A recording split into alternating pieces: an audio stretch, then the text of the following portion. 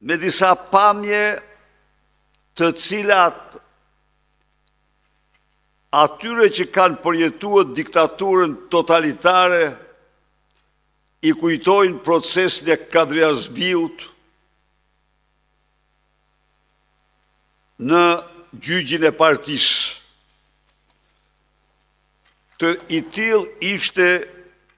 Të tilla ishin pamjet e Erion Veliajt në gjykatën kushtetuese, por në dallim nga Kadriazbiu, që deklaronte se e kam nga partia ime, Erion Veliaj me guxim krahasoi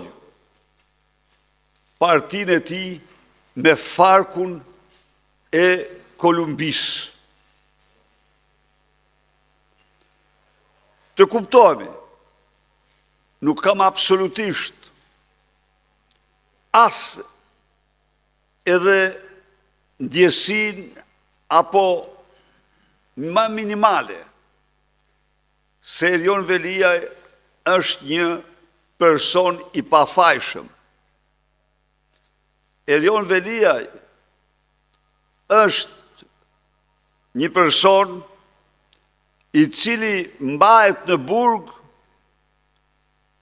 për minimumi 1/100 e asaj që ka vjedhur dhe shpërdoruar, për të mos thënë 1/200 e saj. Por, duke thënë këtë, e vërtetë e pa diskutueshme është se të drejtat e njeriut u shkelen në mënyrë brutale, u përdor ndaj tij ajo praktikë që Enver Hoxha përdori ndaj Kadriazbiut, që ishte një kriminal, një vrasës. Dhe në këtë rast, duke shkelur çdo procedurë, çdo ligj, i dhanë atij mundësinë të marrë guximin dhe të krahasojë me Farkun e Kolumbisë, partinë që në fakt, a i tha një të vërtet, narkoparti, narkoregjim. Kjo është e vërtet e Shqipërisë. Narkoparti, narkoregjim. Por të njëjtën ditë, personi që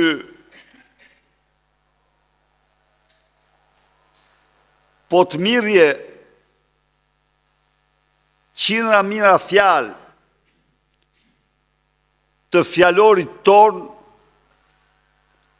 nuk meriton të fjalë tjetër më shumë se sa lubin. E pa përmbajtur, njeriu që pas Edi Ramës ka vjedh më shumë në historinë e shtetit shqiptar që nga themelimi i këtij shteti gjerësot, dhe kjo është Lubi Balluku. Lubi Balluku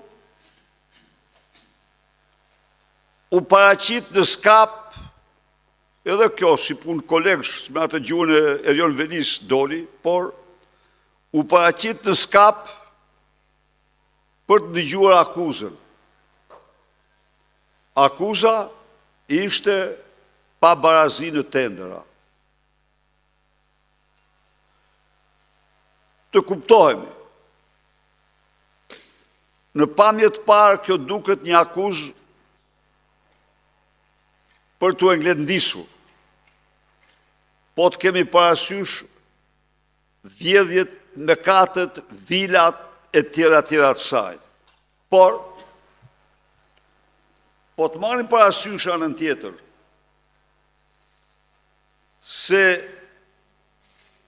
në formulimin e kësaj akuze, prokurori i çështjes u kërcënuar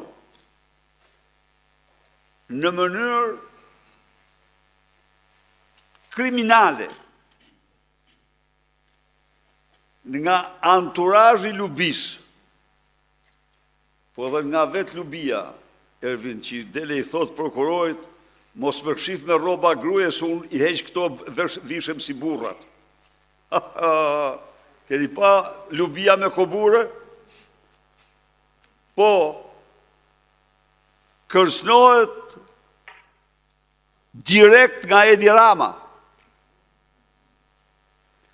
Cili e ti, thot, që guxon ti prekësh pasaportën zëvendës kryeministres së Republikës Shqipërisë. Një copë hajdute që nuk ka shoqen hajdutri në 113 vjetë e fundit. Zëvendës kryeministres.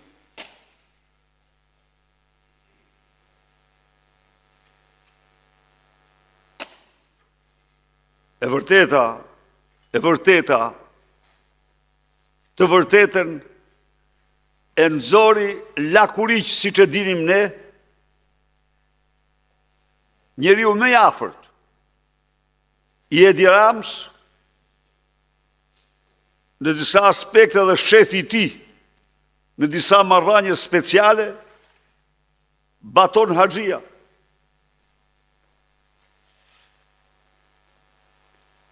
Po tha, 50 milion avulluan, po ishte avullim geopolitik, duke përpjek të implikoni në këtë mënyrë presidentin e Turqisë. Nuk thot populli kot,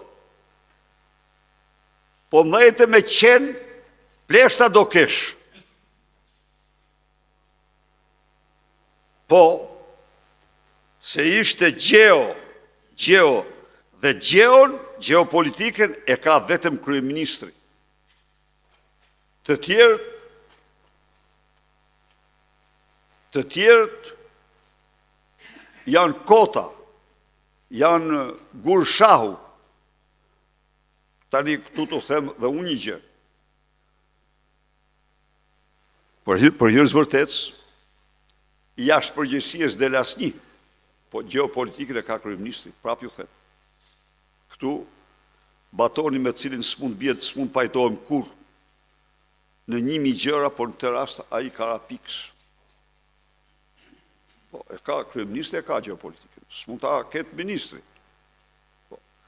Pra, Edi Rama përdori geopolitikën për të grabitur 50 milion euro. Edhe keni parasysh, se është burimor, sa i gjithditën, me Ramën dhe njerëz të Ramës e kalon. Ndaj dhe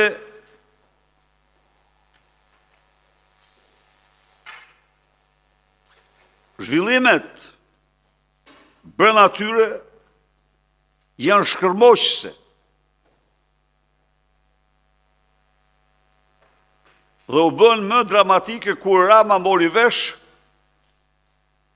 se Lubia në mesazhet e saj u thoshte varzëve se këto dhe ato janë për palloshin e gjatë.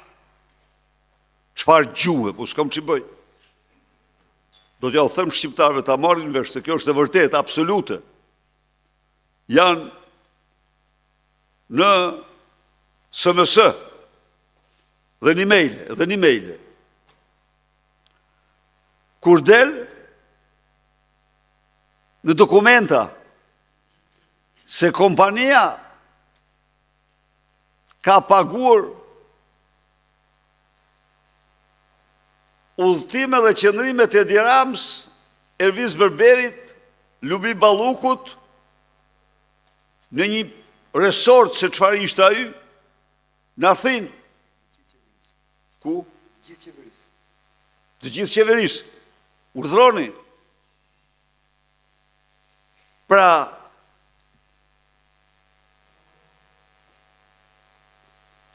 së fundi, Lubia nuk i tha vetëm Preçit që unë heq rrobat e gruas edhe vishem si burr. Në fakt e a tha dhe Ramës, palloshit gjatë, në zyrë, në prani të dy dëshmitarëve. Eksakt.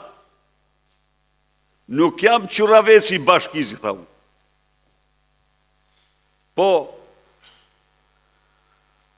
ndaj dhe filloj në mënyrë të rrufeshme izolimi i saj digital,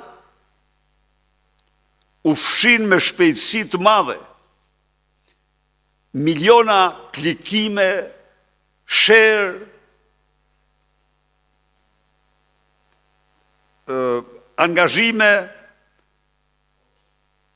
poste e të tjerë. U bë një ekzekutim digital i lubis, sa që në rrafshin digital ajo s'quhet më lubi, po quhet rahmetlije. Rahmetlije Balluku. Po, ju garantoj sa asgjë nuk e ndalon këtë proces. Por, për çdo opozitar, duhet jetë shumë e qartë se Edi Rama është strumullari, është tylla, është kolona e të gjitha këtyre vjedhjeve. Unë nuk them se çdo vjedhje është bërë nëpërmjet tij ose prej atij. Jo, po ka i që. Po u korruptua kryeministri, vjedhja bëhet masive.